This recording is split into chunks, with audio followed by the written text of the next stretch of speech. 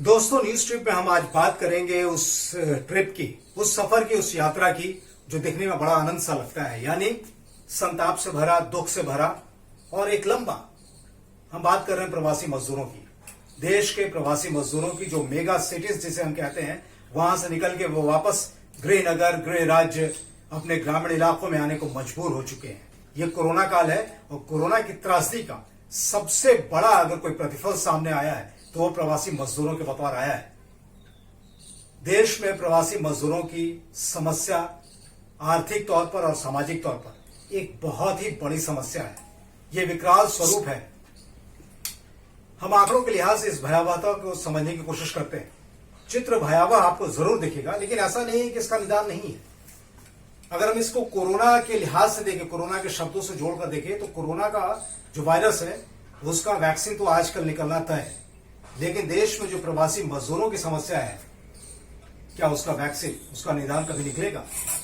चलिए हम आंकड़ों के जरिए इस बात को समझने की कोशिश करते हैं। 2011 की जो जनगणना है, यानी जो सेंसस है, उसके मुताबिक देश में 50 करोड़ कामगार है और इस 50 करोड़ कामगार में तकरीबन 7 करोड़ ऐसे लोग हैं जो प्रवासी मजदूर हैं, यानी कि इंटरस्टेट माइग्रेंट्स, लेबरर्स हैं। और यही वो 7 करोड़ मजदूर हैं जो इस कोरोना काल में सड़क पर आपको नजर आ रहे हैं या वापस आने को मजबूर हो रहे हैं। और हमारी नीतियां दोराहे पर खड़ी हैं। 70 साल से बनी नीतियां दोराहे पर खड़ी हुई हैं प्रवासी मजदूरों के लिए। और ऐसा नहीं है कि सरकारों ने कोशिश नहीं की, नीतियां नहीं बनी, नीतियां बनी, लेकिन इम्प्लीमेंटेशन, जो सबसे बड़ा सवाल खड़ा होता है, वो नहीं हुआ। और प्रवासी मजदूर कॉन्टिन्यूअसली लगातार सड़क पर आने को मजबूर है, सड़क के रास्ते जाने को मजबूर है। हालांकि पिछले कुछ समय से, पिछले एक हफ्ते, 2 हफ्ते, पिछले कुछ समय से सरकारें भी जग गई हैं और अब प्रवासी मजदूरों के लिए कुछ अपेक्षाकृत कुछ दिख रहा है कि उन्हें राहत देने की कोशिश की जा रही है। तो आंकड़े ये बताते हैं कि देश में 7 करोड़ माइग्रेंट मजदूर, लेबरर्स हैं। आज हम इस बात की चर्चा करेंगे कि क्या ये जो प्रवासी मजदूरों की समस्या ऐसी ही रहेगी या फिर इसके पीछे जो नीतियां बनी हैं दुरुस्त करने के लिए, उनका कोई फल प्रतिफल निकलेगा, उनसे कोई निदान निकलेगा। हमारे देश की नीतियों का विरोधाभास देखिए कि जब हम देश से बाहर जाते हैं तो एनआरआई कहलाते हैं, और जब हम गृह नगर छोड़कर, गृह राज्य छोड़कर कहीं देश के भीतर ही जाते हैं तो प्रवासी मजदूर बन जाते हैं। दरअसल ये पूरी बात सामाजिक, आर्थिक और शैक्षणिक तीनों नजरिए से हमारी नीतियों की जो असफलता है उसको बयां करता है। अब प्रवासी मजदूर, उनके आंकड़ों के लिहाज से जब हम बात कर रहे हैं तो हम देखेंगे कि नेशनल सैंपल सर्वे ऑफिस का जो एक आंकड़ा है वो ये कहता है कि तकरीबन 6.5 करोड़ ऐसे प्रवासी मजदूर हैं हमारे देश में जो एक राज्य से दूसरे राज्य में जाते हैं, और उनमें से 30% जो है वो कैजुअल लेबर है, और जो 30% हैं वो दरअसल इनफॉर्मल सेक्टर में या असंगठित क्षेत्र में काम करते हैं। उनको थोड़ी बहुत उनकी गारंटी होती है आय की। लेकिन अगर इस आंकड़े के साथ हम centre for the studies of developing societies यानी CSDS और अजीम प्रेमजी यूनिवर्सिटी का एक आकलन जोड़ दें तो तस्वीर थोड़ी सी और भी बड़ी दिखने लगती है।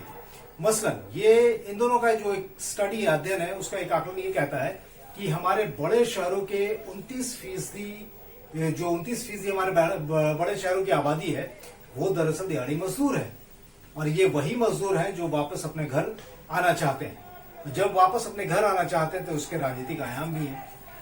अब ये जो हम जिस सामाजिक, आर्थिक और शैक्षणिक नजरिए से बात कर रहे थे, उससे ये और उसमें ये जो राजनीतिक जो इसका पक्ष है उसको हम जब जोड़ देते हैं तो साफ होता है कि एक दुष्चक्र हमारे सामने खड़ा हो जाता है। क्योंकि ये बात पॉलिटिकल चॉइस, यानी कि प्रवासी मजदूरों के पॉलिटिकल चॉइस जो असमानता के वो शिकार हैं, उनके पॉलिटिकल चॉइस और राजनीतिक शोषण से भी जुड़ा हुआ है।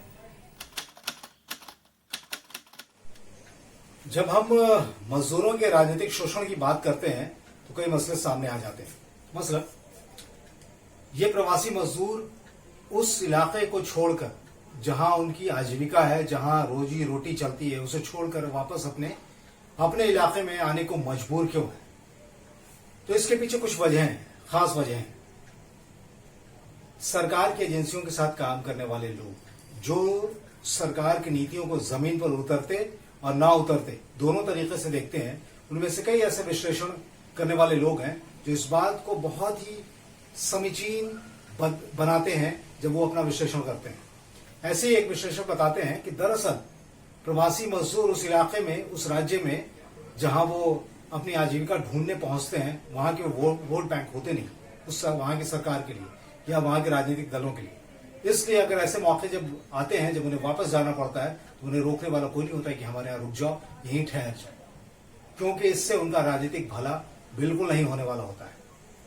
अब अगर मनरेगा, डीबीटी, जो डायरेक्ट बेनिफिट ट्रांसफर जैसे स्कीम्स हैं, उसके तहत अगर इन प्रवासी मजदूरों को के पास उसकी सहूलियत होती तो संभवतः वो वहां रुक जाते। हालांकि इसका निदान है कि नहीं, निदान है। कुछ ऐसे हल हैं, इसके सॉल्यूशन हैं, मौजूद हैं, जिस पर हमें गौर करना चाहिए। विशेषज्ञ जो कहते हैं उसके मुताबिक one nation one ration, 20 lakh crore का जो पैकेज हमारे देश वित्त मंत्री ने जो पेश किया, अभी हाल ही में दिया है, उसके मुताबिक वन नेशन वन राशन उसमें शामिल है। उस घोषणा के दौरान उन्होंने इस बात को कहा था और ये चीज होने भी जा रहा है। तो ये एक वो वजह हो सकती है कि वो प्रवासी मजदूर अपने उस इलाके में रुक जाए जहां पर वो अपना जीवन यापन कर रहे हैं।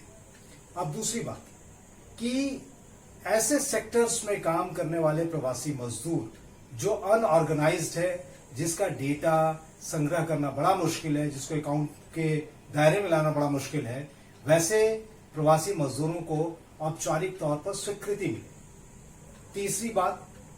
तीसरी बात ये कि उस राज्य को रिस्पॉन्सिबल यानी जिम्मेदार भी बनाना चाहिए, इस लिहाज से कि वो राज्य अपने व्यवसायिक क्षमता का विकास इस तरीके से करे कि इन्वेस्टमेंट लाए, और इन्वेस्टमेंट जब आएगा, निवेश जब आएगा, तो जाहिर तौर पर एम्प्लॉयमेंट के अपॉर्चुनिटीज, रोजगार के अवसर बढ़ेंगे।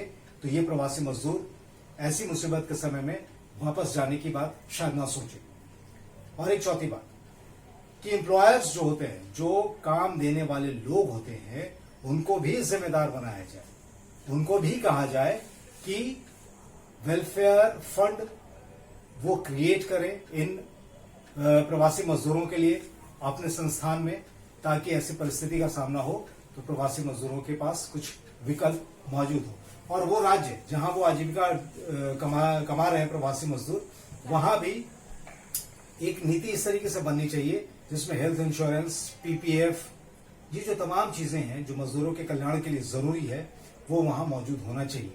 तो इस तरीके से 4-5 ऐसे हमारे पास सोल्यूशन है जो कि अगर हम उस पर गौर फरमाएं या अपनी नीतियों में शामिल करें तो संभवतः है कि प्रवासी मजदूर की जो भयंकर समस्या हमारे यहाँ खड़ी हो गई वो शायद ना होती। लेकिन क्या ऐसा है कि हम ये तमाम चीजें पहली बार सुन रहे हैं, सोच रहे हैं और समझ रहे हैं? पहले भी ऐसा हो चुका है। पहले भी आज से तकरीबन 40 साल 41 साल पहले एक कानून बना था जिसमें प्रवासी मजदूरों के लिए, जो एक राज्य से दूसरे राज्य जाने वाले श्रमिक होते हैं, उनके लिए, उनके कल्याण के लिए एक कानून बना था। लेकिन पिछले 40 और 41 सालों में, यानी 4 दशक में जितनी भी सरकारें आई, उस कानून को लागू करने से परहेज करती रही। क्यों? बताएंगे। जी, हम बात कर रहे हैं देसी गिरमिटिया की। गिरमिटिया इसलिए क्योंकि देश में रहते हुए ऐसी परिस्थिति इन प्रवासी मजदूरों के लिए पैदा हो गई कि ये किसी गिरमिटिया से कम नहीं साबित हुए। इनकी जिंदगी उतनी ही मुफलिसी, उतनी ही तकलीफ में गुजरने लगी। दरअसल एक दादन व्यवस्था हमारे यहाँ, उसमें उसके मुताबिक जो ठेकेदार और कॉन्ट्रैक्टर होता है वो स्थानीय मजदूरों को दूसरे राज्य, दूसरे बड़े शहरों में भेजने का लालच देता है। इसके एवज में वो पैसे भी लेता है और उनको भेजता है नौकरी के लिए।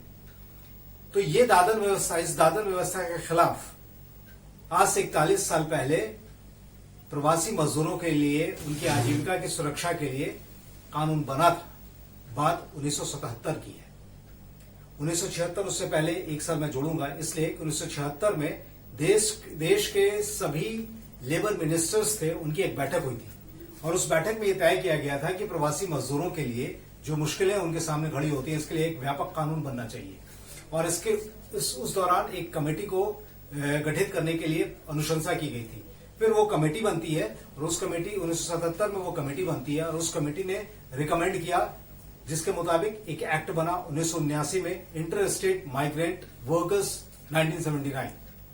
इस एक्ट में आज हम प्रवासी मजदूरों को जब देखते हैं सड़क पर लगातार चलते हुए, और हमें हमारे अंदर दर्द पैदा होता है, क्षोभ पैदा होता है, एक व्यवस्था के खिलाफ एक आक्रोश की स्थिति पैदा होती है, तब हम भूल जाते हैं कि हमारे पास वो हथियार मौजूद है जो इनकी रक्षा कर सकता है। तो ये एक्ट दरअसल इंटर स्टेट माइग्रेंट वर्कमैन 1979 का जो एक्ट है वो स्पष्ट करता है कि माइग्रेंट जो प्रवासी मजदूर हैं उनकी रक्षा कैसे की जानी चाहिए। दो चार इसके पॉइंटर्स हैं। मसलन इनके जो काम का जो वेतन है वो एकदम सुनिश्चित किया जाए। इनके रेसिडेंशियल, इनके आवासीय, जहां वो जिस राज्य में काम कर रहे हैं और जिस इलाके में काम कर रहे हैं वहां आवासीय पूर्णतः सुविधा दी जाए। अगर एम्प्लॉयर के साथ कोई ऐसी बात होती है तो कंप्लायंस ये फाइल कर सके, यानी शिकायत अपनी दर्ज कर सके, इसकी उसमें सुविधा दी गई है। साथ ही यात्रा भत्ता, अगर ये कहीं बाहर जा रहे होते हैं तो उस दौरान यात्रा भत्ता इन्हें देना होता है, और यात्रा भत्ता के साथ साथ उस दौरान जो इनका वेतन बनता है वो भी इनको देना होता है। और साथ ही डिस्प्लेसमेंट अलाउंस, अगर ये डिस्प्लेस कर दिए जाते हैं उस अपनी जगह से या अपनी नौकरी से तो उसका भी अलाउंस इन्हें देना है। तो ये 1979 का ये जो एक्ट है, इसमें ये कुछ ऐसे बिंदु हैं जो कि इनकी रक्षा करने के लिए बने, लेकिन और ये लागू भी है, लेकिन ऐसा हुआ क्यों नहीं?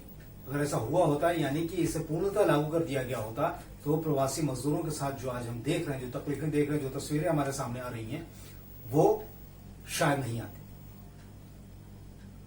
इस पूरी 40 साल के दशक में, 4 दशक में जो 40 साल का एक पूरा वक्त गुजरा, उसमें सरकारें आई और गई, कई तमाम पार्टियों की सरकारें आई।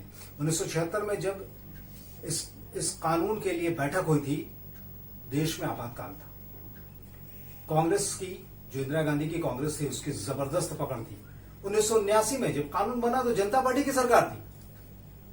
उसके बाद यह कानून लगातार लागू रहा। देश के हर राज्य में तमाम पार्टियों की सरकारें बनती रहीं, जाती रहीं, बनती रहीं, जाती रहीं, लेकिन प्रवासी मजदूरों की समस्या जस की तस रही और आज भी है। यानी कि कोरोना के इस संक्रमण के दौर में प्रवासी मजदूरों का को लेकर जो तकलीफ है, जो घाव पैदा हुआ है हमारे सिस्टम में, वो उजागर हो गया। हालांकि कहते हैं कि जो आपदा है उसमें अवसर है, तो संभवतः श्रमिकों के लिए भी जो कानून है वो उनके लिए भी एक अवसर हो, ताकि उनकी आजीविका सुरक्षित रहे। वो चाहे जहां भी रहें, अपने गृह राज्य में रहें या फिर उस राज्य में रहें जहां वो अपनी आजीविका के लिए वहां पहुंचते हैं।